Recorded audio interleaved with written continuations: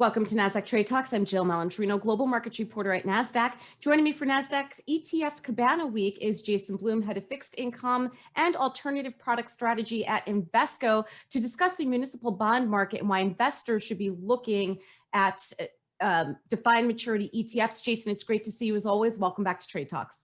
Yeah, Jill, thanks for having me back. Explain to the audience what a defined maturity ETF is and why investors should be looking at them now. Sure. So a defined maturity ETF is actually pretty straightforward. It's really a whole portfolio of bonds that all mature or are expected to be called in the same calendar year.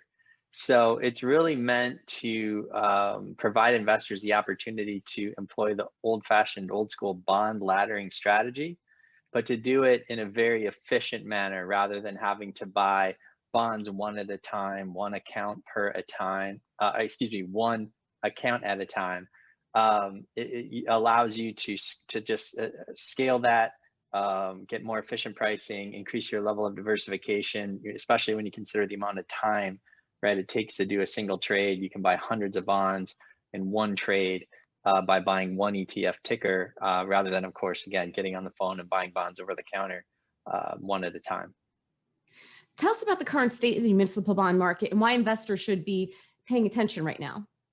Sure. So we've got this historic intervention by the Fed where we've seen in years past where they purchased treasuries, right, to lower interest rates. But for the first time in history, they've been purchasing large amounts of investment grade corporate bonds, which has substantially depressed the yields on those corporate bonds. That's the Fed's purpose, is to depress yields for corporate issuers to pursue their stimulus goals.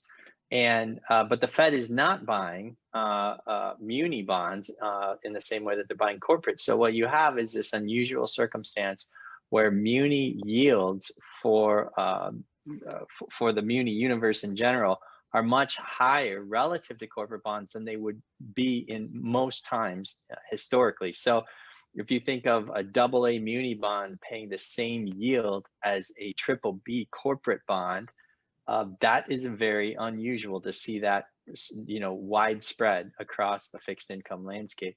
So we think that muni bonds right now, and they have for really the better part of 6 months, and are likely, in our view, over the next year to continue to offer significant value relative to investment grade corporate bonds.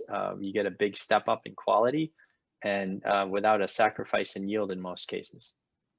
And Jason, what makes Invesco's municipal bond ETF unique?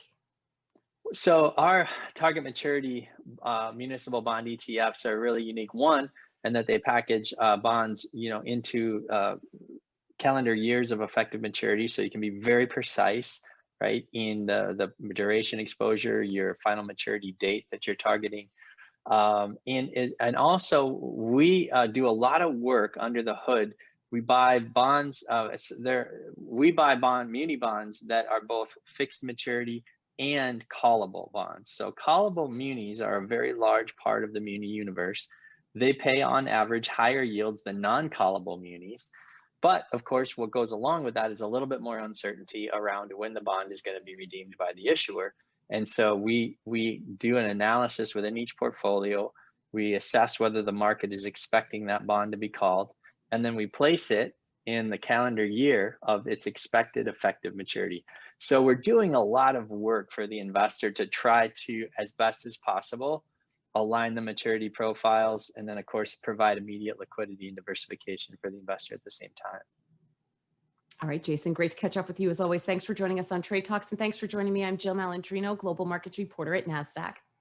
Thanks, Joe.